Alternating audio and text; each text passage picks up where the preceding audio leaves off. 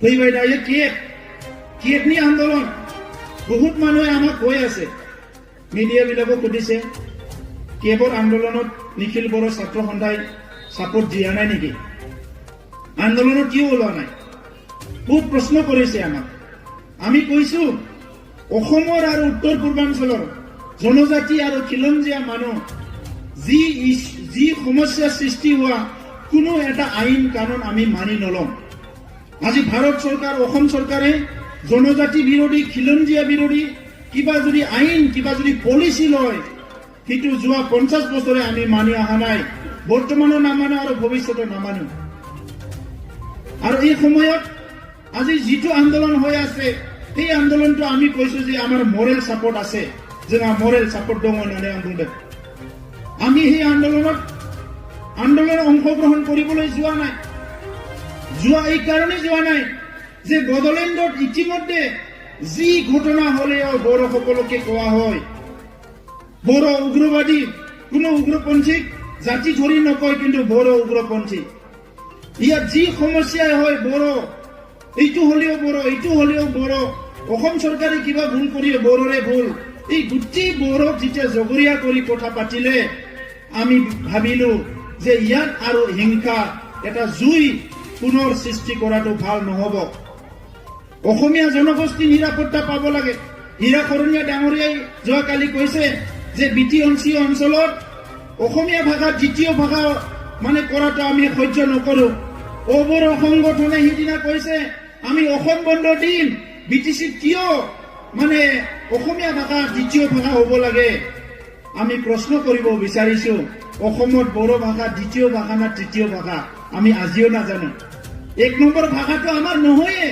দ্বিতীয় ভাষা না তৃতীয় ভাষা আমি নাজানো তেনেহলে আমি 10 দিন অসম বন্ধ দিব লাগিব কিয় অসমত বড়ো ভাষা দ্বিতীয় ভাষা তৃতীয় ভাষা হয় আমিতো দিয়া নাই আমি সহ্য কৰি আছো যোৱা 50 বছৰে কৈ আহিলো বড়ো ভাষা ও ৰাজ্যিক ভাষা হওক সহ ৰাজ্যিক ভাষা হওক বুলি আমি কৈছো আজি নেকি স্বীকৃতি নিদিয়ে ভাৰত চৰকাৰে বড়ো ভাষাটো ৰাষ্ট্ৰীয় এটা মৰ্যাদা দিলে অষ্টম অনুচ্ছেদত অন্তৰ্ভুক্ত কৰি এই শিডিউলত মানে এনলিষ্ট কৰি পেলাই 22টা ভাষাৰ ভিতৰত বড়ো ভাষাটো স্বীকৃতি দিলে কিন্তু অসমত আজিলৈকে ইমপ্লিমেন্ট কৰিবলৈ নিদিলে এই বিটিচিৰ 4টা ডিস্ট্ৰিক্টত আজি অসম চৰকাৰে কৈছে যে বড়ো ভাষা অফিচিয়েল ভাষা হওক ইয়াৰ লগে লগে অসমীয়া ভাষাও থাকিব ইংলিছো থাকিব হিন্দীও থাকিব কিন্তু আজি এই মানুহবিলাকে ইনটলাৰেন্স বুলি কয় ইংলিছত সহ্য নকৰে অলপো সহ্য নকৰে আমি নিজে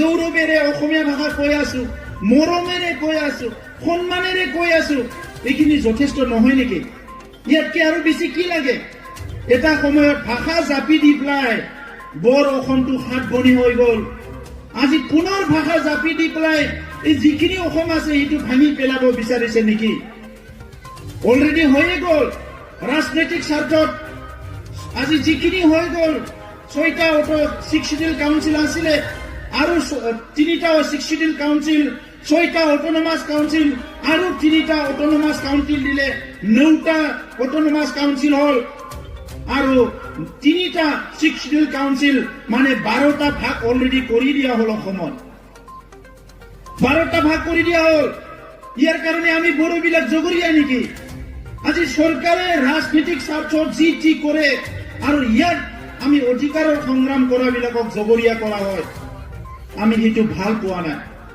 আৰু আজি বিটিচি অঞ্চলত সকলো যিমানখিনি ঘটনা পৰিঘটনা হৈছে সামাজিকভাৱে যিভাৱে হওক এই গোটেই ঘটনা পৰিঘটনাৰ জগৰীয়া কৰি পেলাই বড়ো অনাবড়ো সৃষ্টি কৰা হল আৰু আজি আমি যোৱা কেইদিনমানলৈকে এই কেবৰ আন্দোলন ফাৰ্ষ্ট ফেজ আন্দোলনত আমি সক্ৰিয় অংশগ্ৰহণ কৰিছো এনআৰসিৰ আন্দোলনত সক্ৰিয় কৰিছো আজি কোনোবাক ভাল পোৱাৰ কাৰণে কাম কৰি কাৰোবাৰ মৰম বিচাৰি সন্মান বিচাৰি কাম কৰি নিজৰ জনগোষ্ঠীক আজি আইছলেট হৈ গল না আমাৰ লগত বঙালীয়ে ভাল না আমাৰ লগত মুছলমানে ভাল না আমাৰ লগত অসমীয়াই ভাল ইফালে ৰাজনীতি কৰাবিলাকে অসমৰ কোনোবা কয় মিয়া খেদিব লাগে কিছুমানে কয় বঙালীক খেদিব লাগে আৰু আমি যাই পেলাই পিছৰ পৰা থিয় দি কৈ লগা হয় হুজুৰ খেদিব লাগে বঙালীক, হয় হুজুৰ খেদিব লাগে মুছলমানক।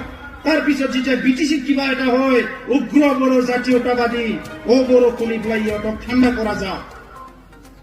এই কথাবিলাক আজি আমাক শংকিত কৰি পেলাইছে, কনফিউজ কৰি পেলাইছে। আমি নিজৰ কাৰণে জীয়াই আছো না আনৰ কাৰণে জীয়াই আছো? গতিকে আজি আমি বিবেচনা কৰিছো, আপোনালোকক আমি সন্মান কৰো, হিন্দু মুছলমান বঙালী মিয়া অসমীয়া চবকে আমি মৰম কৰো সন্মান কৰো, কিন্তু জীয়াই থাকিবলৈ দে আমাক নিজৰ নিচিনা, আমি নিজৰ নিচিনাকৈ জীয়াই থাকিব বিচাৰো আৰু আমাৰো অধিকাৰ আছে।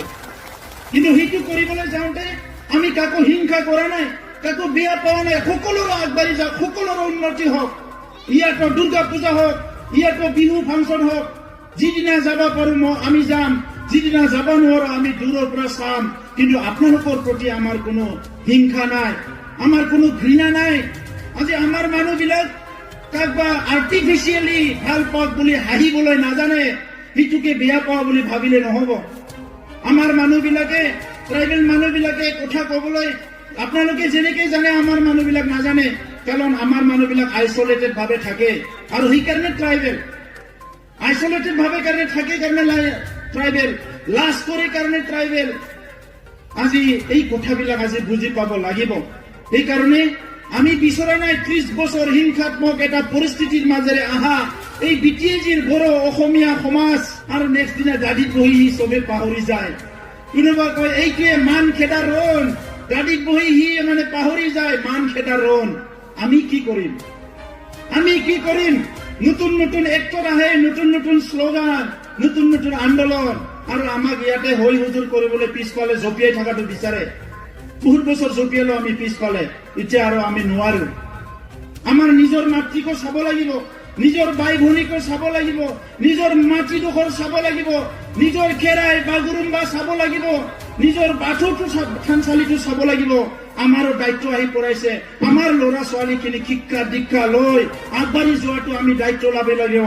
আমাৰ সমাজখন মদ ভাং জুৱা ড্ৰাগছ ইয়াৰ পৰা পৰিত্ৰাণ পাব লাগিব। আমাৰো নিজৰ কাম আছে, গতিকে আমাক বেয়া পাই লাভ নাই। যিদিনা পাৰো আপোনালোকৰ কাৰণে তেজ দিছো। অসম আন্দোলনত আমাৰো বহুত শ্বহীদ আছে, এই 50 জন শ্বহীদৰ নাম নলয়।